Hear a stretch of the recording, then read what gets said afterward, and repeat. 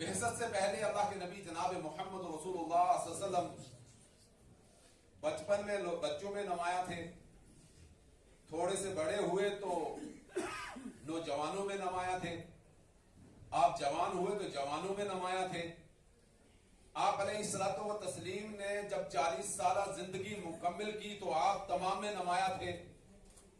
جو نبوت کا دور قریب آتا گیا تو اللہ کے نبی صلی اللہ علیہ وسلم کی نبوت کے آثار نمایاں تھے۔ خود اللہ کے نبی جناب محمد رسول اللہ صلی اللہ علیہ وسلم فرماتے ہیں کہ نبوت سے پہلے عرب کے وہ پتھر اور پہاڑ، وہ درخت جو جھک کر مجھے سلام کرتے تھے، میں ان کو پہچانتا ہوں، مجھے پہچان ہے، میں دیکھتا ہوں کہ کون کون سا درخت جب میں نکلتا تھا تو مجھے دیکھتے ہی وہ مجھے سلام کرتے تھے، جھک جاتے تھے۔ یہ اللہ کے نبی صلی اللہ علیہ وسلم نے اپنے اوصاف میں سے ایک صفت بیان کی، صحیح حدیث میں ہے۔ لیکن آپ کو رحمت للعالمین بنا کر بھیجا، اور یہ رحمت کا اظہار بعثت نبوی کے بعد کا ہے۔ ویسے تو اس سے پہلے پوری رحمتیں نچھاور ہو گئیں، ہوتی رہی، جیسے امی ایمن کے رہے تو ایک برکت اور رحمت نبی علیہ السلام کے اظہار وہاں موجود، ان کی غمخواری کے اندر ان کے مال میں برکت کے اعتبار سے ایک رحمت موجود، خاندان میں رحمت موجود، حجر اسود کے نظام میں بہتری کرنے میں جو اللہ کے نبی صلی اللہ علیہ وسلم نے فیصلہ فرمایا وہاں رحمت موجود۔ پھر اس کے بعد اظہار رحمت ہے، اور اللہ کے نبی جناب محمد رسول اللہ صلی اللہ علیہ وسلم کے دور میں جو خلف الفضول کا واقعہ پیش آیا اور اس کے اندر جو معاہدہ طے ہوا، اس کے اندر اللہ کے نبی صلی اللہ علیہ وسلم نے ایک ممبر ہونے کی حیثیت سے اپنا نام درج کروایا اور آپ کی رحمت موجود، اور اس کے اندر قریش مکہ نے نبی علیہ السلام کی نبوت کے قریب قریب دلوں میں جو نرمی اور اللہ نے خیال پیدا کیا، اس میں ایک یہ خیال بھی تھا کہ کسی پہ ظلم نہیں ہونا چاہیے، اور یہ ظلم کا جو جور کا معاملہ ہے اس کے خلاف لڑنا چاہیے۔ سب سرداران قریش جمع ہوئے اور جمع ہو کر ایک معاہدہ کیا کہ آج کے بعد ہم معاہدہ یہ کرتے ہیں کہ جو شخص دوسرے کا مال دبا لے گا، ہم تمام مل کر اس سے لڑ کر اور اس سے اس کا مال دلوائیں گے۔ اللہ کے نبی صلی اللہ علیہ وسلم اس جو ہے واقعے کے اندر پیش رہے، اس معاہدے کے اندر پیش رہے، اور نبوت کے بعد اللہ کے نبی صلی اللہ علیہ وسلم سے پوچھا گیا، اللہ کے نبی صلی اللہ علیہ وسلم آج اگر قریش مکہ ویسا کوئی معاہدہ کریں تو آپ نے فرمایا ہاں آج بھی میں ان کے ساتھ ایسا معاہدہ کرنے کے لیے تیار ہوں، اس میں پیچھے ہٹنے کے لیے میں تیار نہیں۔ گویا کہ خیر کا معاملہ معاشرے کے سدھار میں، معاشرے اور سوسائٹی کے ماحول میں جہاں ملا جلا معاشرہ ہو، وہاں ہر طبقہ اور ہر مکتبہ فکر اور ہر مذہب اور ہر طریقے کا آدمی رہتا ہو، اپنے عقائد کے اعتبار سے اگرچہ وہ مختلف فی ہو، اپنے مذہب کے اعتبار سے اگرچہ وہ مختلف فی ہو، لیکن انسانیت کی بنیاد پر اسلام نے ابتدائی اکائی اور جز کے اعتبار سے یہ کہا کہ ہم اس کے بنیادی حقوق میں بنیادی طور پر بنیادی بہتری کرنے کے لیے، اس کے ساتھ عدل و انصاف کرنے کے لیے بنیادی انسان ہونے کی حیثیت سے رہ سکتے ہیں، اور یہ حق اللہ تعالیٰ کو اللہ کے نبی جناب محمد رسول اللہ صلی اللہ علیہ وسلم نے نبوت ملنے کے بعد بھی آپ کو اور امت مسلمہ کو دیا ہے۔ تو میں عرض کر رہا تھا کہ نبی علیہ السلام کی رحمت وہ عیاں جب ہوئی، اور بعثت کے بعد اللہ کے نبی صلی اللہ علیہ وسلم کے جب احکامات جو جاری کیے وہ سراپا رحمت ہے۔ اس معاشرے میں ایک طریقے سے اللہ کے نبی جناب محمد رسول اللہ کی نبوت کو اور اسلام کو اور مسلمان کو اور صاحب اسلام کو اور شریعت کو سب سے زیادہ بدنام کیا جاتا ہے، سب سے زیادہ، اور وہ سب سے زیادہ جو بدنامی کا سبب بناتے ہیں وہ نسواں کے تائیں، مستورات کے تائیں، عورتوں کے تائیں، وومنس کے حقوق کے اعتبار سے ہے، اور ان کے نظام کے اعتبار سے ہے کہ جی اسلام اس میں بڑا پسپا ہے۔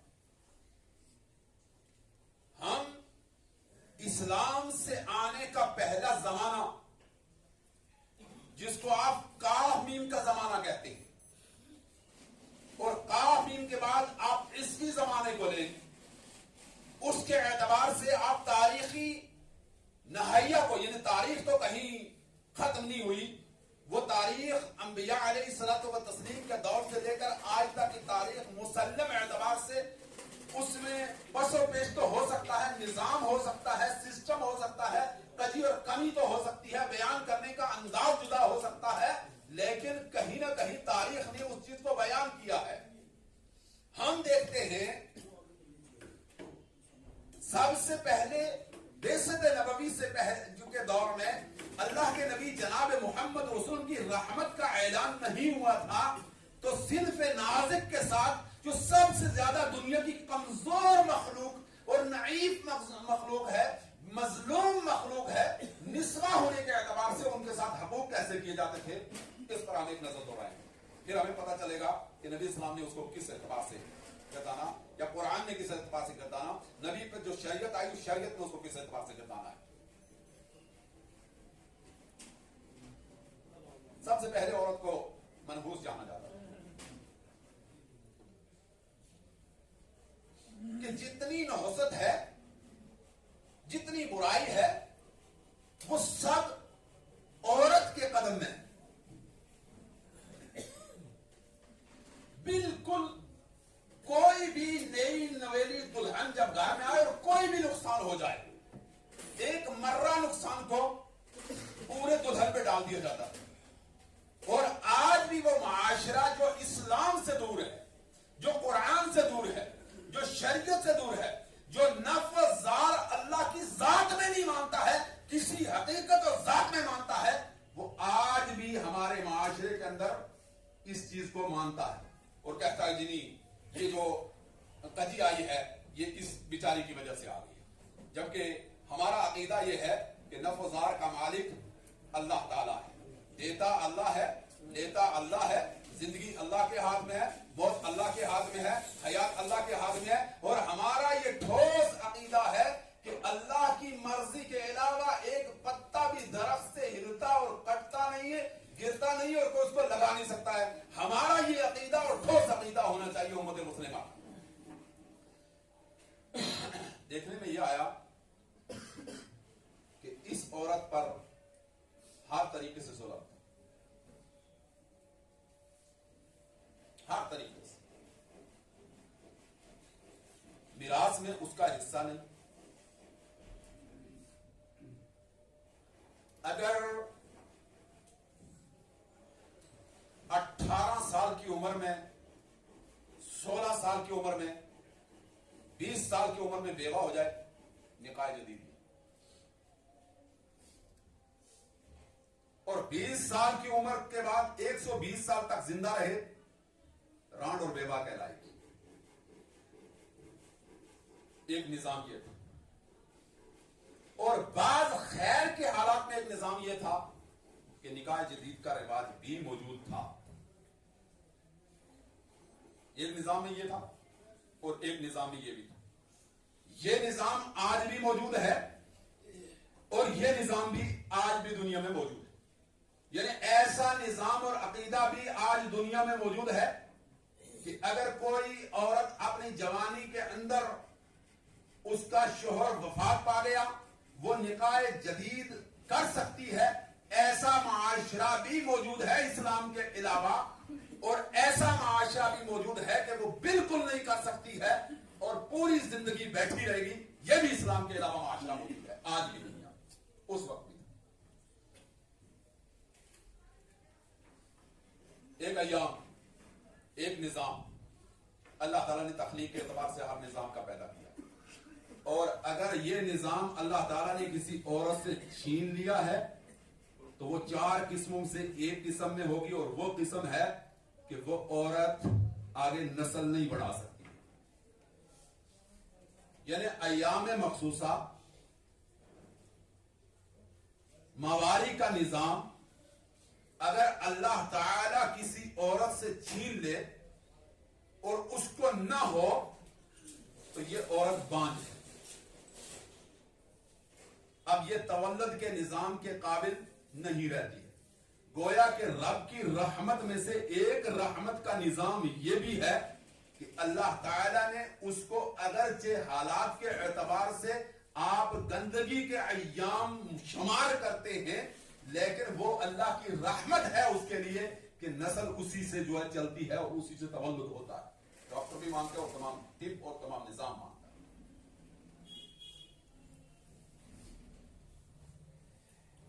ایام اس عرب کی دھرتی میں اگر کسی عورت کو ہوتے اور انتہائی اس کو برا جانا جاتا. تاریخ میں آج بھی شاہد تاریخ موجود ہے کہ نسوہ کے ہاتھ کا کھانا کھانا ان ایام میں مناسب نہیں سمجھا جاتا تھا. اور یہ بھی رب کی طرف سے موجود ہے کہ ان ایام کے حالات عادات معمولہ کے اوپر ہوتا ہے, خاندانی نظام عادات پر ہوتا ہے.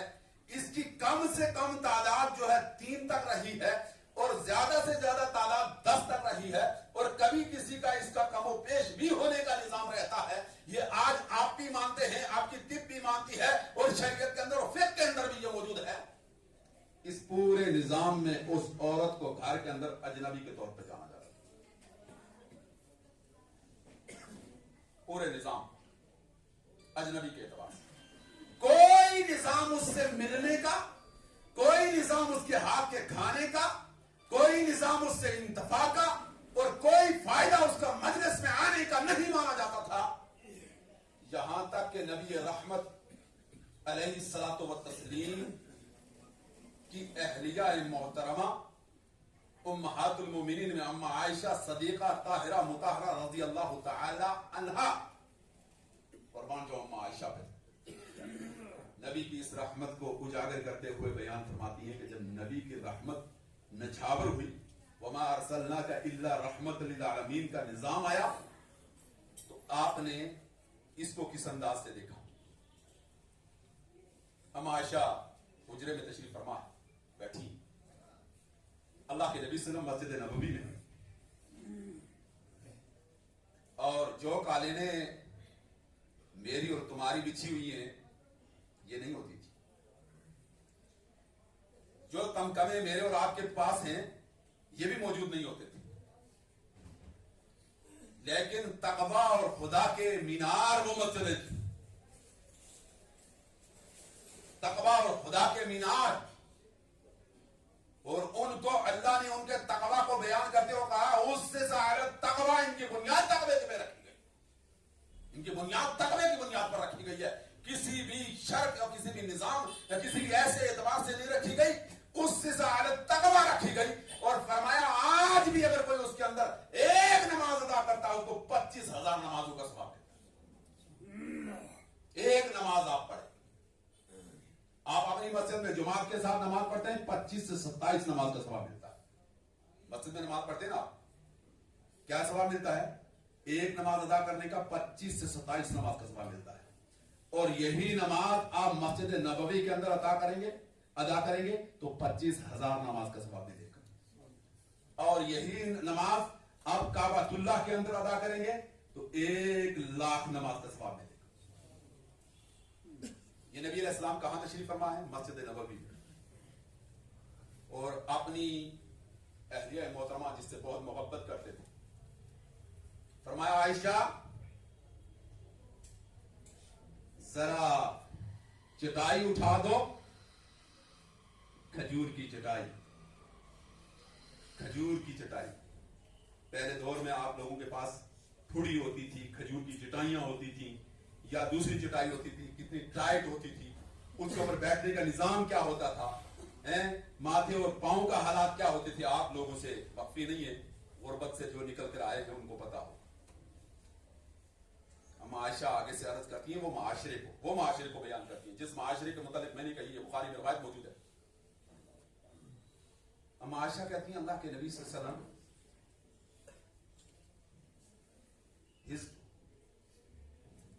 میں مواری سے ہوں, میں پاک نہیں ہوں کہ آپ کو نماز کی چٹائی اٹھا کر دوں اور آپ مسجد نبوی کے اندر بچھا کر اس کے اوپر بیٹھے اور نماز پڑھیں. میں اس وقت مواری سے ہوں, آپ کو اٹھا کر نہیں رہ سکتی ہوں. نبی رحمت نے کیا فرمایا؟ نبی رحمت کے جملے یاد رکھیں. اللہ کے نبی صلی اللہ علیہ وسلم نے فرمایا لیس حیزک فی یدک, تیری گندگی تیرے ہاتھ میں موجود نہیں ہے. قربان جاؤں اللہ کے نبی جناب محمد رسول اللہ صلی اللہ علیہ وسلم کا. آپ نزاکت مسئلے کو سمجھے گی. نزاکت مسئلے جو میں نے کہا نا 15 دن تک 10 دن تک بالکل کسی پانی کی ٹچنگ نظام سسٹم پورا معطل رہا تھا. اللہ کے نبی صلی اللہ علیہ وسلم نے فرمایا نہیں عائشہ تیری گندگی تیرے ہاتھ میں نہیں, چٹائی اٹھا کے دو, تو چٹائی اٹھا کے دے. یہ نبی علیہ الصلوۃ والتسلیم نے عورت کے ساتھ اس معاشرے میں کہ جس معاشرے کو اللہ کے نبی جناب محمد رسول اللہ صلی اللہ علیہ وسلم نے عورت پر اس نظام سے 40 سال تک ظلم ہوتے اپنی آنکھ سے دیکھا تھا, اس معاشرے کے اندر اللہ کے نبی جناب محمد رسول اللہ نے اپنی بیوی سے یہ حکم صادر فرمایا. اما عائشہ صدیقہ بیان فرماتی ہیں کہ حالات کے اعتبار سے اللہ کے نبی جناب محمد رسول اللہ صلی اللہ علیہ وسلم ایام مخصوصہ کے اندر مجھے حکم صادر فرما دیتی تھی اور میں اپنے کپڑوں کو باندھ لیا کرتی تھی. وَيُبَاشِرُنِي اللہ کے نبی میرے ساتھ چمٹا کرتے تھے. ایک معاشرہ وہ تھا کہ عورت کو قریب نہیں آنے دیتے تھے, وہ برتن ٹچ نہیں کر سکتی تھی, وہ کھانا نہیں پکا سکتی تھی, وہ قریب نہیں آ سکتی تھی, وہ گھر میں سامنے نہیں بیٹھ سکتی تھی, وہ 10 دن تک سامنے مانگ کے نہیں آ سکتی تھی. اور دوسرا معاشرہ نبی کے رحمت کا معاشرہ ہے جس معاشرے کے اندر اللہ کے نبی جناب محمد رسول اللہ صلی اللہ علیہ وسلم فرماتے ہیں کہ عائشہ اپنے کپڑوں کو باندھ لو, اپنے ساتھ اللہ کے نبی صلی اللہ علیہ وسلم گیر ہو کر اپنے بستر کے اوپر لے کر اللہ کے نبی صلی اللہ علیہ وسلم اپنی بیوی کو سویا کرتے تھے. یہ نبی کی رحمت تھی عورت کے تائیں. ایک معاشرہ وہ تھا کہ عرب کی دھرتی کے اندر عرب کے لوگ اپنے آپ کو سسر کہلانے پر آر سمجھتے تھے. کسی کا سارا بننے پر آر سمجھتے تھے, سسر بننے پر آر سمجھتے تھے. اور یہاں تک ہوتا تھا کہ بیٹی گھر میں ہونی ہی نہیں چاہیے, بیٹی گھر میں نہیں ہونی چاہیے, اور بیٹی کا کوئی نظام نہیں ہونا چاہیے, عورتیں پیدا ہی نہیں ہونی چاہیے. آپ ذرا ٹھنڈے مزاج سے اور ٹھنڈے دل سے دیکھیں, اگر نبی علیہ السلام کی رحمت نہ ہوتی تو آج انسانیت کا کیا حال ہوتا, انسانیت کا کیا نظام. اللہ کے نبی جناب محمد رسول اللہ صلی اللہ علیہ وسلم سے کی بعثت سے پہلے اور نبی علیہ الصلوۃ والتسلیم کے اس دنیا میں آنے سے پہلے بچیوں کو زندہ درگور کیا جاتا تھا. قرآن پاک نے اس کو نقشہ کھینچا ہے, ویسے الموعودۃ سعیدت بأی ذنب قتلت. جب بچیاں چھوٹی چھوٹی ننھی منی بچیاں, ہائے ہائے خوبصورت بچیاں, وہ سامنے کھڑی ہو جائیں گی اور باپ سے پوچھیں گی, سوال کریں گی, کس گناہ کی بنیاد پر مجھے زندہ گڈھے کے اندر تو نے گاڑ دیا تھا, مار دیا تھا, قتل کر دیا تھا. اور آج بھی کوکھ کو دیکھ کر کوکھ کے اندر ختم کرنے والے مسلمان لا الہ الا اللہ محمد صلی اللہ علیہ وسلم پڑھنے والے ذرا غور فرما. یہ کوئی ایسا نہیں ہم اتنے سدھرے بھی نہیں, ہم اتنے بہتر بھی نہیں ہو گئے, ہم بہت بڑے اللہ والے بھی نہیں ہو گئے ہیں. آپ برا نہ مانیں, یہ بات وہ ہے جو دل کو لگے گی اور آپ کو بری لگ سکتی ہے, مجھے بری لگ سکتی ہے, لیکن حقیقت میں وہ نہیں ہے.